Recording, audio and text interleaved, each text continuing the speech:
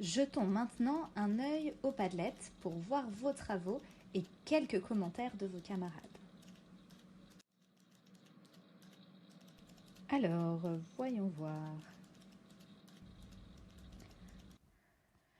Nous allons dès à présent regarder les propositions que vous avez faites et voir un petit peu les différents aspects de l'œuvre de Mondrian qui vous ont marqué pour que vous en fassiez le contraire.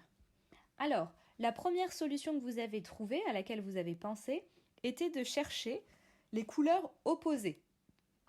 Vous avez observé que dans l'œuvre de Mondrian, il y avait des couleurs primaires pour certains d'entre vous, qui sont le rouge, le bleu et le jaune, et vous avez donc réfléchi aux couleurs opposées, les couleurs complémentaires, ou les couleurs qu'on appelle aussi les couleurs secondaires, pour les remplacer par celles-ci. Les couleurs secondaires sont le violet, le vert et le orange, comme on peut le voir ici dans l'œuvre de Billy. Il y a également d'autres camarades qui ont utilisé cette technique. On voit les couleurs opposées chez Inès, mais aussi chez Islam, Sarah ou Wallen. Il suffit de dérouler le menu, le tableau pour voir un petit peu les différentes propositions que vous avez faites. Vous êtes assez nombreux en troisième et vous avez été très actifs, donc bravo. La deuxième possibilité était de travailler l'opposition sur la lumière entre les couleurs vives et les couleurs foncées. Parmi vous, il y en a plusieurs qui ont travaillé cet aspect-là. On peut en effet le voir dans le travail de Djugula, Elisa, Mourat ou encore Ryan.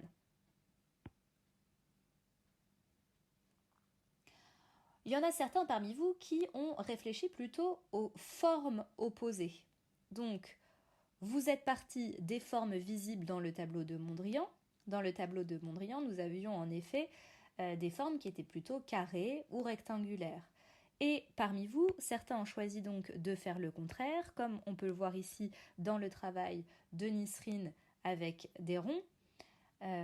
Noémie et Nora ont également utilisé des ronds ou des lignes sinueuses. Nous avons aussi Ryan qui a utilisé un losange, Fantassé ou Inès de 3e 3 qui ont également utilisé des ronds. Enfin, il était également possible d'utiliser l'opposition que l'on pouvait avoir entre l'abstraction et la figuration. Certains ont remarqué que l'œuvre de Mondrian était une œuvre abstraite. Abstraite, c'est-à-dire qu'on ne reconnaît rien du monde réel. On voit des formes, des couleurs, mais on ne sait pas si ça représente quelque chose du monde réel. Il était donc possible de faire le contraire en réalisant une œuvre figurative, comme ont pu le faire certains, comme Éline, Elassad ou Yasmine. Enfin, très peu d'entre vous ont choisi de travailler l'aspect de la dimension. L'œuvre de Mondrian est en effet en 2 dimensions, et parmi vous, seulement Naël et Nisrine ont réfléchi à une proposition qui soit en 3 dimensions. Dans ce sens-là, elle est bien l'inverse de celle de Mondrian. On pouvait aussi réfléchir, et très peu l'ont fait, à la forme du tableau, au format. Le tableau avait un format carré.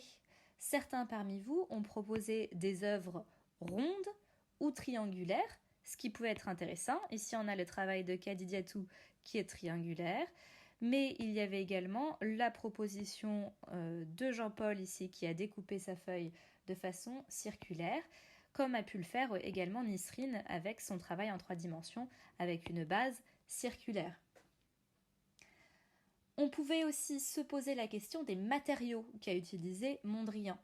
Il a utilisé de la peinture, donc on pouvait réfléchir à quelque chose d'opposé, comme utiliser des outils graphiques, comme la majorité d'entre vous l'ont fait, des feutres, des crayons de couleur sur du papier, ou encore utiliser de la pâte à sel, comme on peut le voir devant nous.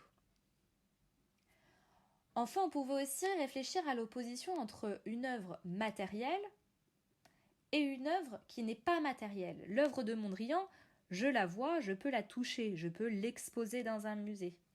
Certains parmi vous ont proposé des œuvres qui, elles, sont immatérielles. Elles ont été envoyées uniquement par le biais de la messagerie. Elles sont présentes sur le réseau Internet.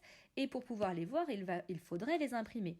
Comme le travail qu'on peut voir ici de Yename, mais il y a également d'autres camarades qui y ont pensé, comme Loseki, Nora, Samael, Marie et peut-être d'autres. Enfin, on pouvait aussi réfléchir à la composition de l'image. On peut le voir ici dans le travail de Khadija ou dans celui de Islam. On pouvait travailler le côté asymétrique de l'œuvre de Mondrian. En effet, on ne voit pas d'axe de symétrie dans le tableau de départ, et Islam et Khadija ici ont créé des axes de symétrie, un axe de symétrie axiale, qui permet justement de créer une opposition par rapport à ce qu'on a pu voir sur le tableau de départ.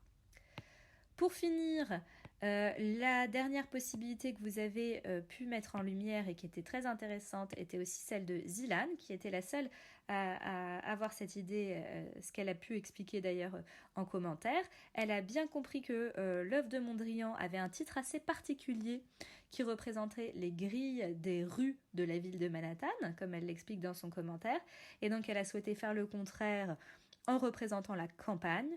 Elle nous a fait un rond-point, donc la campagne à la française, avec des routes qui sont moins géométriques. Donc ça aussi, c'était une possibilité.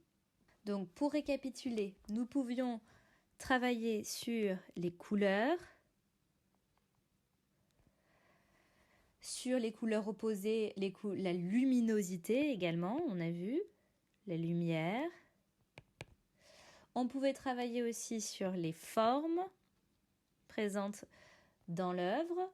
On pouvait travailler aussi sur l'abstraction et la figuration.